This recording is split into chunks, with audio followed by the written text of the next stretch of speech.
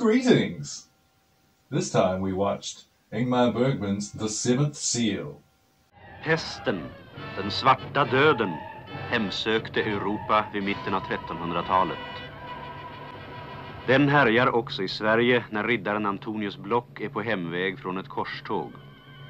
En gång drog han ut till det heliga landet som en trosviss ung krigare. Nu återvänder han plågad av tvivel och ovisshet.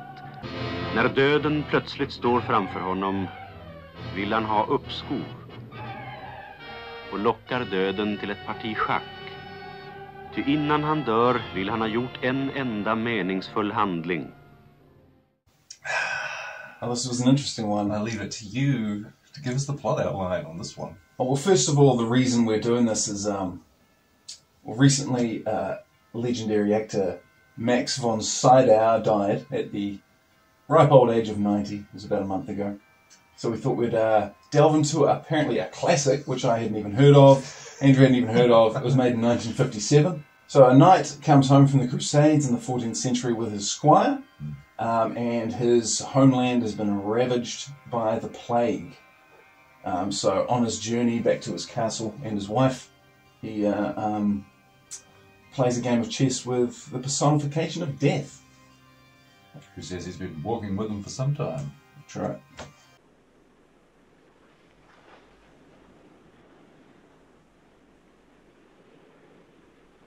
Vem är du? Jag är döden. It seems to be mainly a movie about discussing the existence of God in the face of all of this tragedy all around, basically. And it's a big allegory. And everything in it seems to have a purpose. I don't know. I'm not sure we are cerebral enough to break that down. Yes, it's, you could probably talk about this movie for a long time and go real deep and throw out a whole lot of massive opinions, but we're going to try not to do that, because it's not really us. That if Jesus was physically on the earth today, he wouldn't be riding a donkey. Think about that for a minute.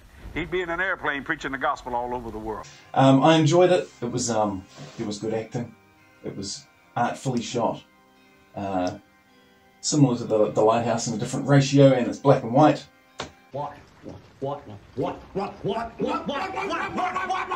Each time you see someone interacting with someone, it's like this is all towards a certain point they're making each time. Yeah, so it's not really like Bloodshot. Not really. Also, where that's like very shallow.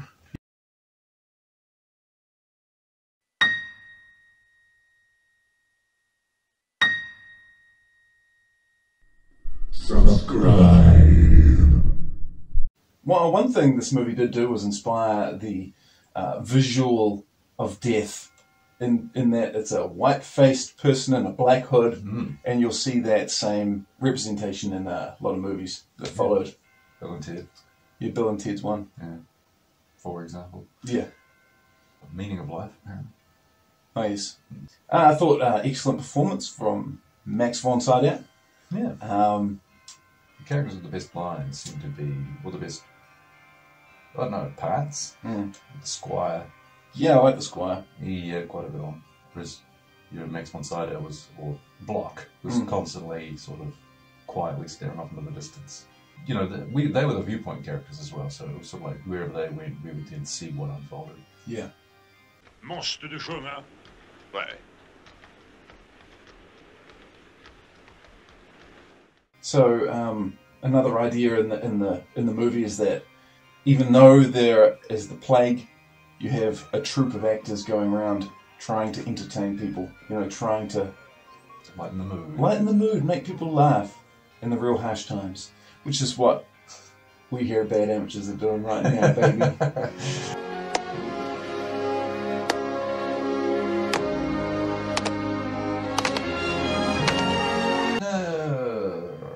It was still, I can't say it massively made me feel a whole lot, in terms of, I hope that guy doesn't die, or I hope these characters survive. The only people I really wanted to survive was that family. And it was only because they hadn't really shown any negative characteristics. They were clearly like this real nice people. Innocent and naive and kind, and like this sort of ideal situation where There seemed to be a spin there of they were Mary and Joseph because they had a baby boy.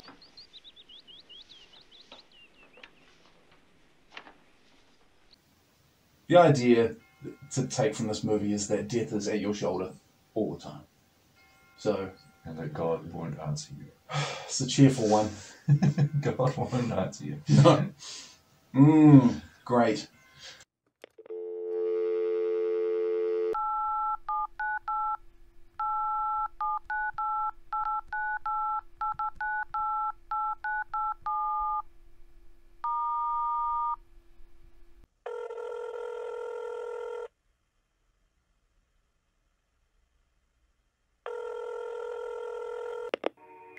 Hey, you've reached the big guy. Couldn't make it to the phone because I can't be everywhere at once. And as you know, Austin 316 says it's time for another beer.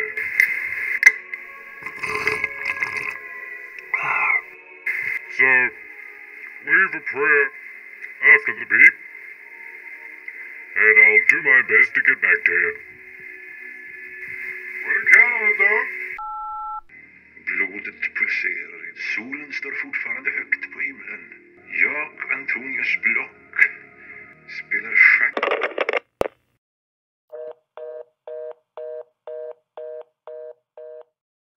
What did you learn anything?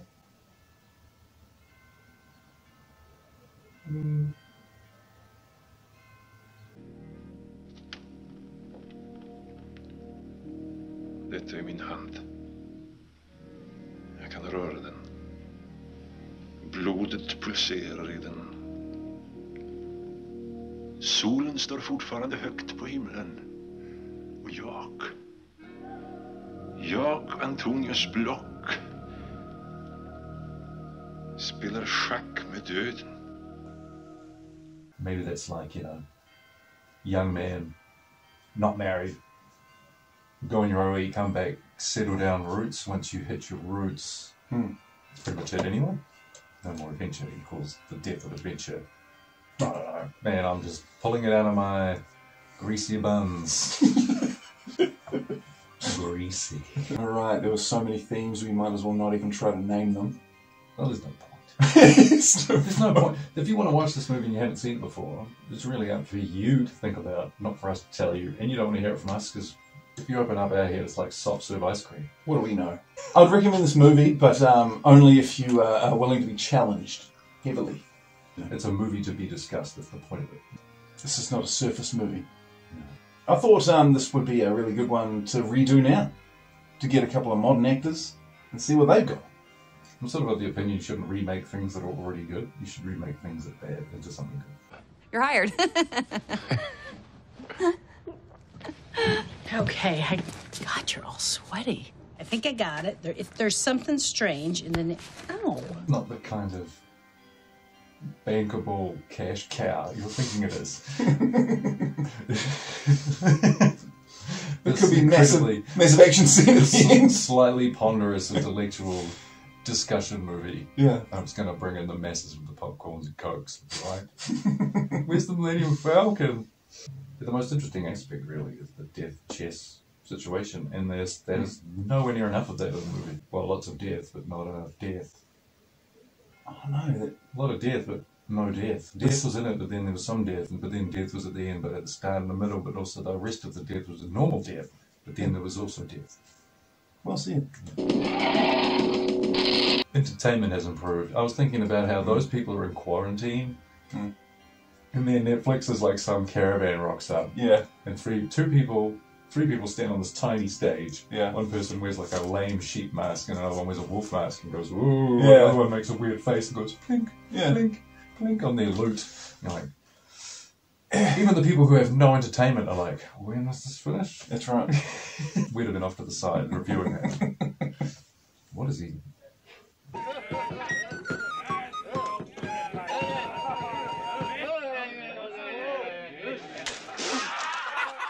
Because it's an allegorical movie, you can you have to allow for like the woodenish dialogue you're going to get, because these people have to talk about these ideas, and nobody really talks about those ideas in real life. So you have to start speaking in this way where you're almost being a poet the whole time. Yeah.